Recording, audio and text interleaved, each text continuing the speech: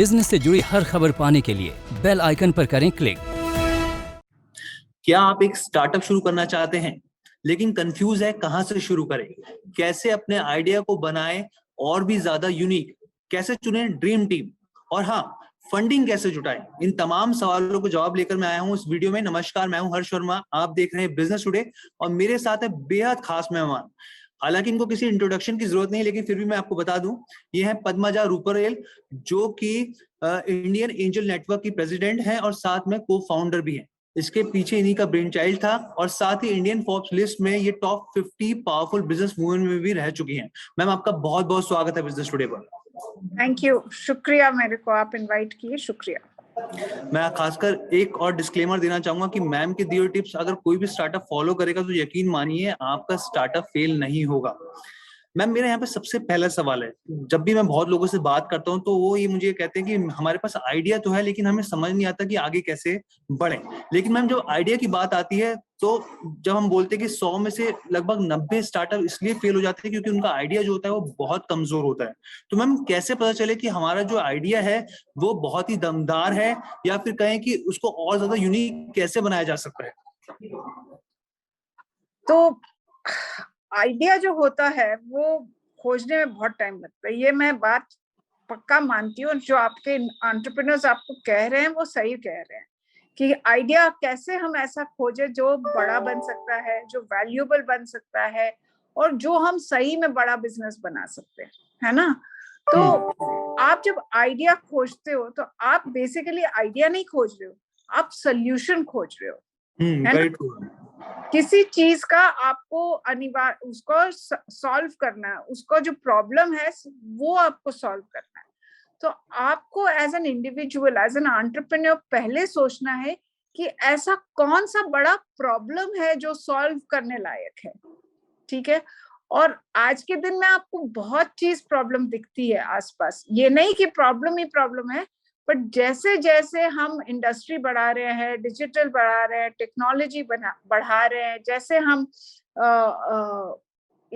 Grow कर रहे हैं एज अ कंट्री, वैसे उस एवोल्यूशन में हमें प्रॉब्लम्स बहुत दिखती है, ठीक है।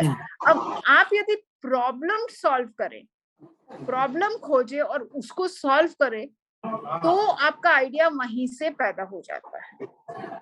यदि आप बोले कि मुझे एक आइडिया है कि मुझे फिल्म बनाना है, तो फिल्म बनाने में कोई फायदा नहीं है क्योंकि 1000 लोग बनाते हैं।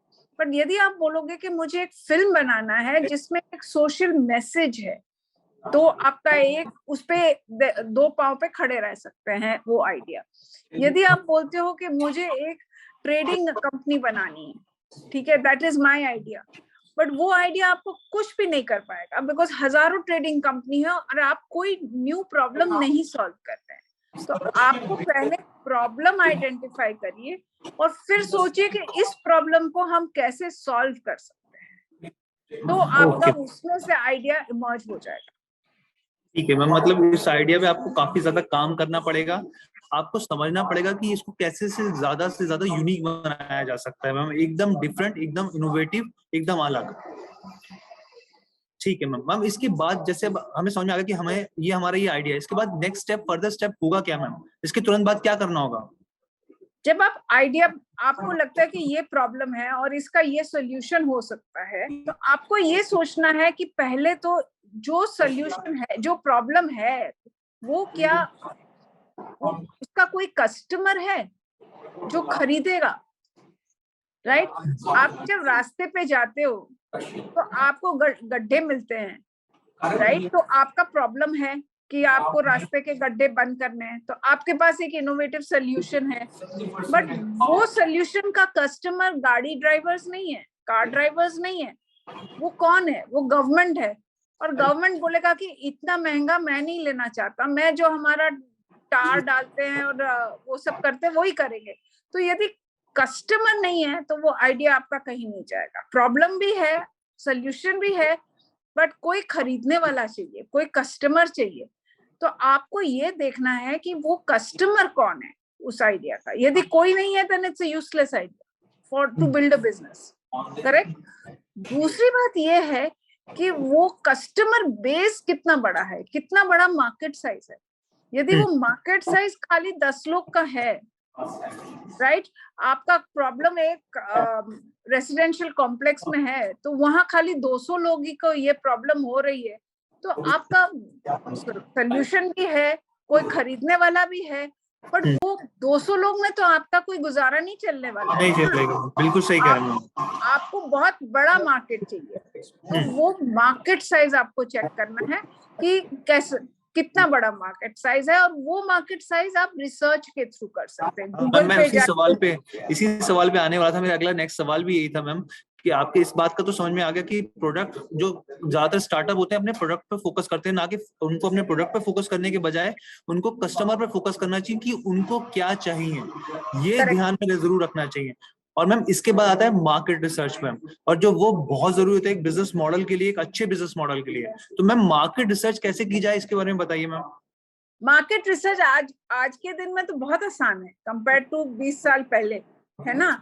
आज आपका पहली बात तो इंटरनेट हो गया है, गूगल हो चुका है, तो आपको काफी इंफॉर्मेशन तो गूगल पे मिल जाती है, एंड गूगल में बहुत बहुत रिसर्च डॉक्यूमेंट्स, रिसर्च का काफी मसाला मिल जाता है। पहली बात तो आप रिसर्च करिए। दूसरी बात यह है कि जो आपके पोटेंशियल कस्टमर्स है, जिसको प्रॉब्लम हो रही है, उससे जाके बात करिए कि यदि मैं ये करता हूं तो आप लोगे, और आपके कितने कंपनीज हैं, कितने लोगों को ये प्रॉब्लम होती है, आपको क्या लगता है ऑल्टरनेट सॉल्यूशंस क्या है, आप अभी उसको कैसे सॉल्व करते हो, यदि मैं इसमें प्रोडक्ट में ये चेंज कर दूं तो फिर आप लोगे, उसकी प्राइसिंग क्या होगी। जब आप रिसर्च करते हो तो खाली मार्केट साइजिंग करने से नहीं होगा कि आप इस सोल्यूशन का कितना दोगे, आप 100 रुपया दोगे कि 10,000 रुपया दोगे, क्योंकि यदि आपका सोल्यूशन आप जाके बाद में 100 रुपया में बेच रहे हो, सब लोग खरीद रहे हो, फिर लगता है कि अरे हमने 100 में क्यों खरीदा, हमें बेचा, हमें 1000 में बेचना था, then you are undervaluing your product, right. उल्टा भी हो सकता है कि आप 10,000 का प्रोडक्ट लगाओ और कोई ना खरीदे। तो मार्केट रिसर्च में आपको कितनी बड़ी मार्केट है, और market size doesn't only mean number of customers but also की रेवेन्यू कितना आ सकता है। तो ये सब आपको गूगल पे जाइए, कस्टमर, पोटेंशियल कस्टमर से बात करिए, नेटवर्किंग करिए, दूसरे जो कंपनीज इस सेक्टर में हैं उनसे पूछिए, बात करिए, तो काफी कुछ निकल आता है। तो साफ तौर पर हमें अपने कॉम्पिटिटर्स का ध्यान रखना है कि वो किस तरह की स्ट्रेटजी निभा रहे हैं, और साथ में हमें अपने कस्टमर्स का ध्यान रखना है कि उनकी क्या डिमांड है, और आपका प्रोडक्ट ओवर वैल्यू तो या अंडर वैल्यू तो नहीं है, इन सब चीजों को देखना है मैम। करेक्ट। ठीक है मैम, मेरा अगला सवाल ये है मैम, किसी भी स्टार्टअप का नाम जो होता है ना वो बड़ा इंटरेस्टिंग होना चाहिए, बहुत कैची होना चाहिए मैम। जब हम लोग आगे के स्टेप की तरफ बढ़ते हैं तो ऐसे मैम स्टार्टअप का नाम कैसे रखें, क्या सोच के माइंड में क्या चीजें रखें जो हम एक स्टार्टअप का जब नाम चुने तो। देखिए, मेरे हिसाब से जो स्टार्टअप का नाम होता है, that should reflect the solution. जो कस्टमर सोल्यूशन खोजेगा, आपको गूगल पे जाके चेस करेगा, मुझे क्या चाहिए, मुझे नौकरी चाहिए, राइट, तो मैं नौकरी डालता हूँ तो naukri.com इमीडिएटली आ जाए, है ना। मुझे शादी करनी है तो shaadi.com इमीडिएटली आ जाएगा। yes, तो आपको ये सोचना है कि मेरा प्रोडक्ट क्या है, मेरा प्रोपोजिशन क्या है। यदि उसके, इफ योर स्टार्टअप का नाम यदि वो रिफ्लेक्ट करता है तो वो उभर के पहले आ जाता है, वो इजी होता है याद रखने में।